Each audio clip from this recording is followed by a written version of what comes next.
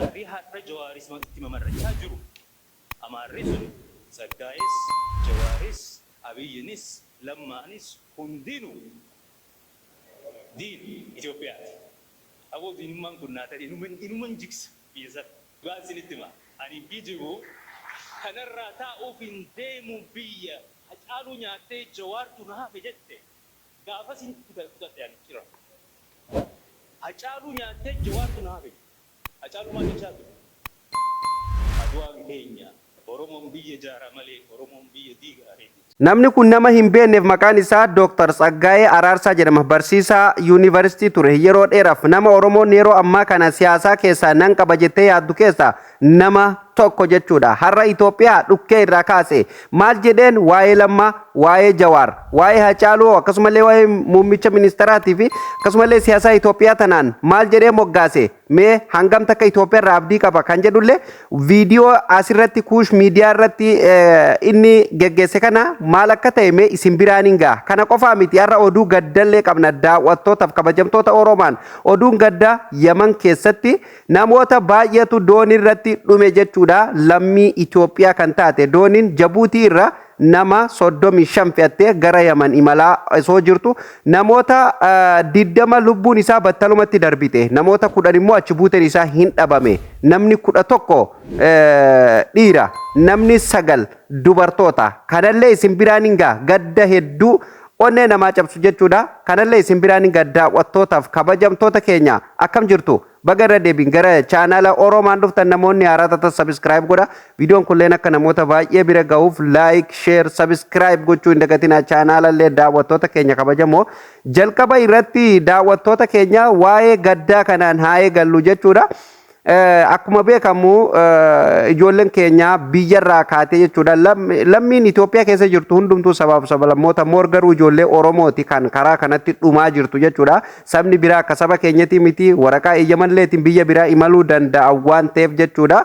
Namoota keenya baay'inaan kan karaa kana imalu Jabuutii irraa dooniin namoota 35 fe'attee gara Yaman osoo imalaa jirtu qarqara Yamanitti bakkuma as ba'u kaatetti garagaluudhaan namoota 20 battalumatti lubbuun isaanii darbanii jiranii namoota 10 immoo lubbuun isaanii jiraatanii hin jiraanne hin beekamu jechuudha. Hanga ammatti achi buutee isaanii dhaabamanii jiran jechuudha. Gadda hedduu onnee namaa cabsu maatii fi firoottan isaanii rabbi haa jajjabeessu sabrii haa kennuuf jenna. Gadda nutti dhagame asumaan ibsatu barbaanna jechuudha. Obboleeyyan keenya kan bahara keessatti dhumaniif jechuudha.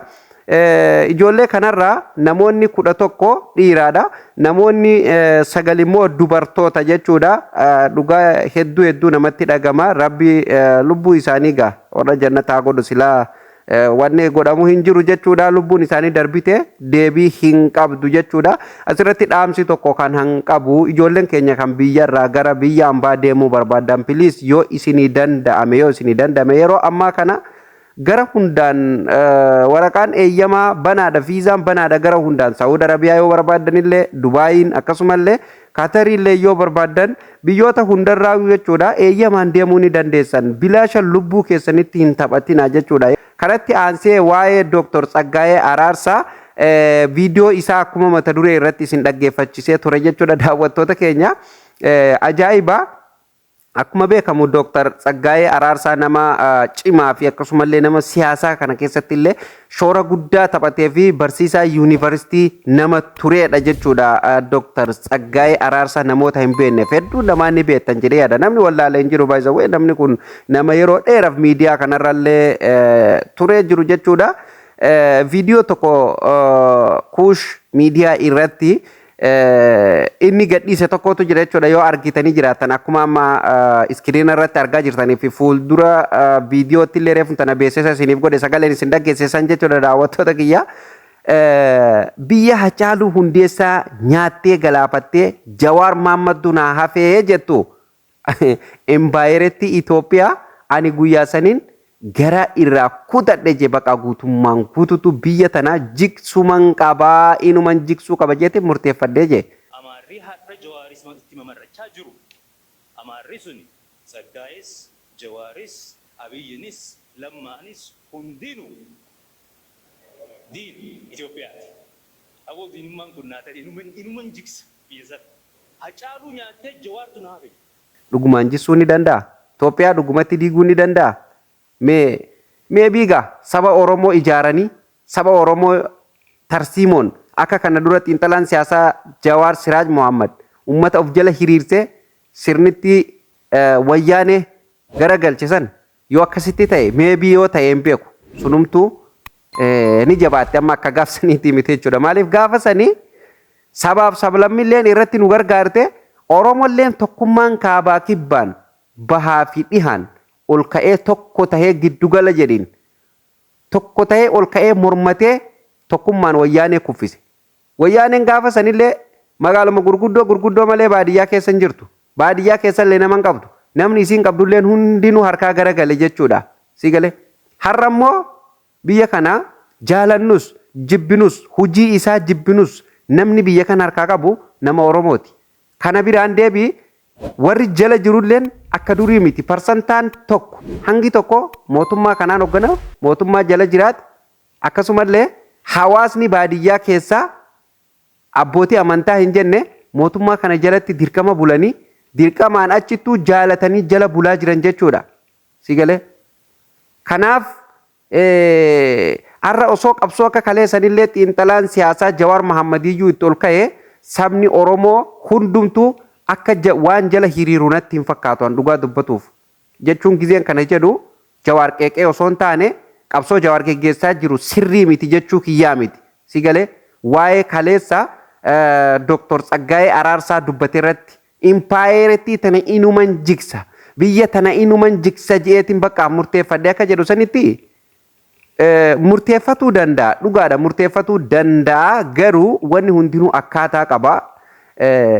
Si galee akkaataa qaba akkaataan itti mootummaa jissanis seera qaba jechuudha.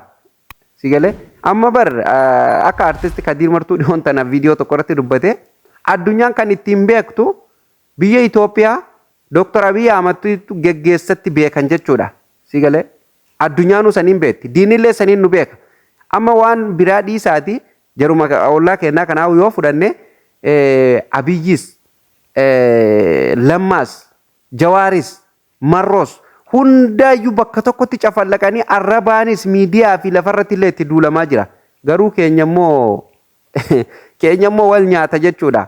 Si galee diinilleen Oromootu 4 kiiloo jira jedhee saba Oromoo kanarratti cunqursa hamaa geggeessutti jira jechuudha. Kanaaf immoo yeroo teenyatuun akkana wal qeequu fi walirratti duultu hedduu dhugaa rabbi nama dhiba jechuudha. Oromoon kun abaarsa wayii qabatee ani waan ta'e naa galuu dide jechuudha dhugaa rabbi.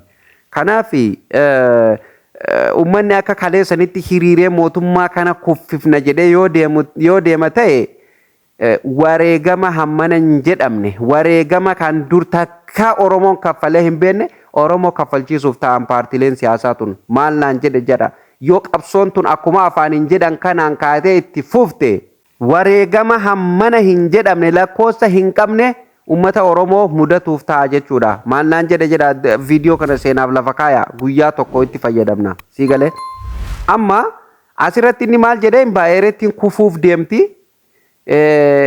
Bakka waa hedduun argaa jirraa rarraqaa jirti je namichi kun by the way nama kana dura fakkeenyaaf gaafa otoo kufee jechuudha biyyi tun osoo diigamte gaafa silaa Haacaaluun hundeessaa biyyoon itti hasalfattu Haacaaluun hundeessaa lubbuu isaatti dhabuu fi Jawaar Maammaffaan hidhamanii mana hidhaa jiran lolli wayyaanee irratti geggeeffame san silaa gaafa sani biyyi jiguun isii maaliif naan jedha gaafsan mootummaan sulleen hangas marallee hidda hidhatellee gadi hin jabeeffanne akkasumallee xiiqii Haacaaluun hundeessaa du'e walii wal qabatee ummannillee miira keessa galee kan mootummaa jala jirullee mootummaa jibbaa ture abaaraa ture jechuudha. Silaa yeroo sani jechuudha. Kan barra hanga funyaan Finfinnee jalatti wayyaanilleen dhufte waraanni bilisummaa Oromolleen akkasitti deemaa ture. Namichi garuu gaafa sanillee kilaashii fudhatee bosonatti bahe waan nama ajaa'ibu. Ajaa'ibata biyyi tun dhugaa rabbi amma laalame gaafa namni asiin siyaasaa biraa taphatu inni piroojeektii wayii eebbisuu bakka biraa deema. Gaafa biyya keessaa rakkoon uumamtu inni biyya biraa jira. hundumaafuu rabbi biyya keenya nagaa haa godhu. Guyyaa kaleessaa kirkirri lafaa ammallee Finfinnee keessa mana sossoosaa jira jedhaa jiru jechuudha. Namoonni gara Finfinnee jiraatan akka achirraa oduun hungaanitti ganaa inumaa dhagummaa wayituu samiirraa nutti gadi roobuun sodaadhaa biyya Itoophiyaa san keessatti biyya dhiigni namaa akka bishaanitti lafa lola'aa jiru keessatti jechuudha. Rabbiilleen kana argaa kanatti musiibaa namatti ammeessaa jira jechuudha. Egaan daawwattootaaf kabajamtoota Oromaan sagantaan keenya kanarraa asumarratti kan goolabamu ta'a guyyaa guyyaan oduulee waqtaawaa sagantaa haala yeroo irratti hundaa'e Oromoof Oromiyaa keessatti waan ta'ee dhaga'uu barbaannan chaanaala Oromaan sabiskiraayib godhaa filannoo keessan godhatu hin dagatiin akkasumallee viidiyoon akka namoota hedduu bira geessuuf laayik sheer gochuu hin dagatiin isiniin jenna kanarraa asumarratti goolabamaa sagantaa itti aanu namoonni deebinutti nagaa ta'a.